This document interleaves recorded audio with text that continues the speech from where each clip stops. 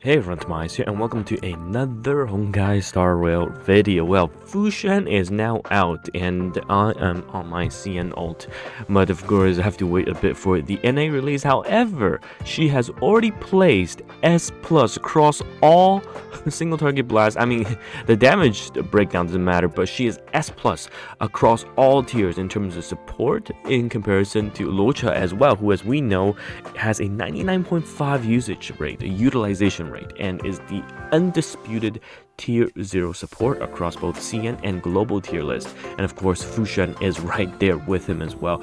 I talked about it in my previous video in my prediction that Xuan is just going to be absolutely busted. I mean, just look at what she does. She does everything, right? We talked about it. She has damage distribution, increased crit rate, max HP increase for all allies, CC cancellation with charges, so we can actually do it every time we activate this matrix, and she's got heal with her ultimate as well. And now that we find out she actually holds the charge of her heal basically every time you ult, because the wording is different, saying that you know, you can use a max of 1 up to 2 times per battle, but actually when she just uses her ult, she gains a charge, so that you can see on the bottom right there are 2 charges, so that she just basically gets the heal every time she activates her ult. And not to mention, this animation that she has absolutely is just gorgeous. So here you can see we activate the ultimate, and she'll be able to gain 1 charge if you look at the bottom left, and she'll be able to just heal herself. And honestly, it's kind of crazy how she is able to solo sustain with this kind of insane kit coming out, and no doubt that she deserves this obvious S+ tier in the tier list. Now, looking at her Eidolons, and we'll go over all of the build recommendations as well. Looking at the Eidolon, she definitely deserves some, I think, E1 upgrades, because we already know that she gets crit rate boost as part of her kit, but her E1 is actually really good, right? E1 gives her 30%, a whopping 30% crit damage increase, so that based on herself, she already gives a 12% crit rate, a 6% max PG, and a 30% crit damage. How are you going to be able to just give so much from a single character? It's honestly crazy. Her E2 is basically Bailu. She gets a Bailu on E2. Basically, anytime when a teammate is killed while the matrix is active, then all eyes was struck by killing below this action. Well, again, it's an action-wide revive. So if you have 3 people that dies to a single AoE, all 3 will get revived, right, to 70% of HP. This honestly is crazy, right? And they basically say this is Bailu's passive, but better because it's a whole team at the same time. Personally, I will be going for E2. I honestly think with her sustainability, you don't need to worry about the revive at all. I mean, she's already so damn strong, she does it all. But if you want to go for E2, which I'm going for, it's definitely going to be crazy, because she has that security as well in terms of revive. And E6 just allows her to, I mean, it's a meme, but I honestly think you can build her as an insane DPS, because it becomes an HP scaling unit, much better, kind of similar to Blade, who is very good synergies with her as well, just because Blade wants to get hit, and Xuan can help spread the damage, and also help with the CC, which will play Blade. And speaking of CC, Jingyuan, oh my goodness. Honestly, I think Jingyuan with Xuan and later on some of the other units is going to look even better and better. Not only is 12% crit rate very helpful for Jingyuan, the CC is super important in getting the LL from not attacking, because we all know if crowd control happens, Jingyuan will skip his turn, and of course if Lightning Lord goes before Jingyuan during that CC period, of course Lightning Lord will not attack, but Xuan gives you that free pass 1 time as well. So in terms of the effective EHP, they are going with the signature cone plus the Guard of the Withering Snow, and then the Longinus Disciple, so to get more of the maximum EHP. So this is going for defense percentage, right? This is going for defense percentage, I believe, in the chest piece. Speed boost, of course, 100%. And I think I might look into a build where it's just full HP. We'll see how that goes. And effect energy regen rope, HP sphere is the way to go.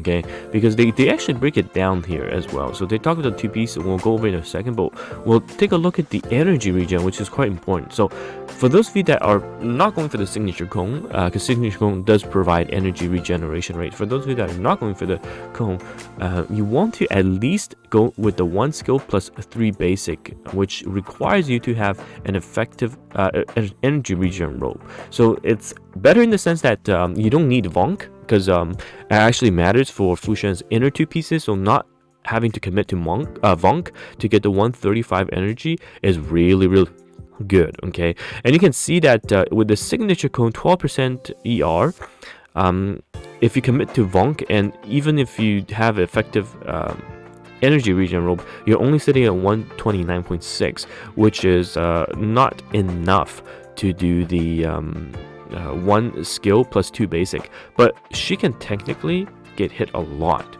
right? If she has decent I don't think Harmony character has a decent taunt value, but if she gets hit, then she will have enough energy to do 2 basic 1 skill into the ultimate. But I think that's alright that she doesn't do that.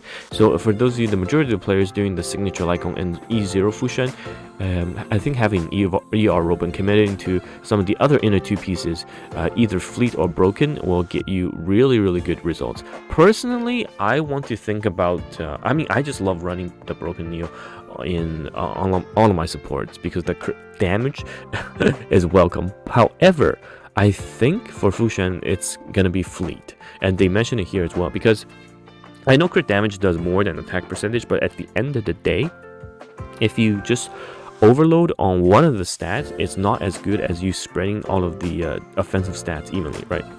You want damage increase, you want crit damage, and you want attack damage, and this fleet also gives 12% HP, so she can reach 120 easily. You want 134 at least with her build, and then she can obviously get the fleet, provide that 8% attack to the rest of the team, and gaining that 12% max HP.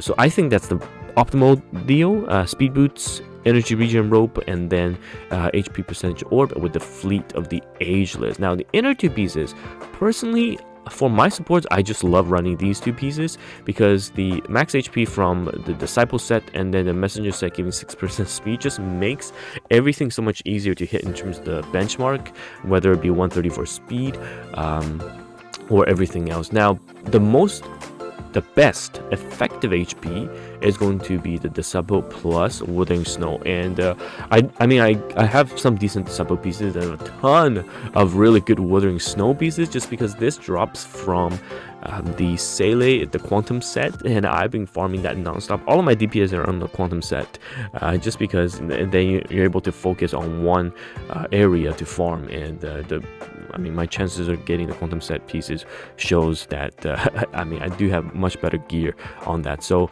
I can definitely run this Disciple plus Withering Snow, and we can definitely see the damage reduction is really good, and we can have a very tanky Fushan. So overall, I think you want to definitely hit the 134 speed minimum, but you want HP, you definitely want some defense as well, and you want to aim for 1400 to 1600 defense. So this is the most optimized effective HP range, and of course this is done by no other than our Grimro, right? And the math was for global, so of course that's how I think I would build her as well. And in terms of Lycon, I think obviously the signature cone is always best in slot, and they always do that with the new release characters. They have this signature cone as the best in slot that is about 10 to 15% better than the other cone options.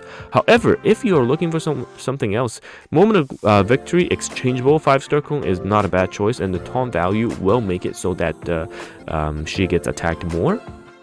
And you also have Lando's choice. It's interesting that she is a preservation, right? A tank, but she can also heal, just because of how overloaded her skill kit is. So those are some of the other choices as well. Lando's choice, day 1 of my new life. Again, all increases defense, and also there's some damage resist. And lastly, texture of memories increases effective resistance as well. And if she gets attacked, she gains a shield if she has no shield, which helps her with her survivability. So it's not good. I mean, so this is not bad at all. Apologize, I'm so sleep deprived. I'm still in Japan at the moment, and I'm flying to somewhere else in a bit, so I'm trying to catch up some sleep. But here is Xuan, and already S plus on all categories in the tier list. I think once the new Memory Chaos stats comes out, we'll definitely see Xuan getting at the top in terms of usage. Because remember how game breaking Locha is? Basically, Xuan is going to be able to do the same thing and also enable Mono Quantum as well. So once the banner drops on NA, I don't think I'll be able to stream just because hotel Wi-Fi is kind of bad. I will try to record a VOD and do some polls. But yeah, until then, let me know your thoughts on Xuan. Are you gonna go? Because I go both for her, because I know some of you skip Danghan to go for Xuan, so that you know, you can get a really good unit. Plus, Lynx is on the banner, so even if you fail 50-50, you get a great sustain in Lynx, and then you can pull for the next hyper carry. Either I think Jinlu or Topaz will be. So it's TimaeuSS here, and I'll see you guys in the next video. Goodbye now.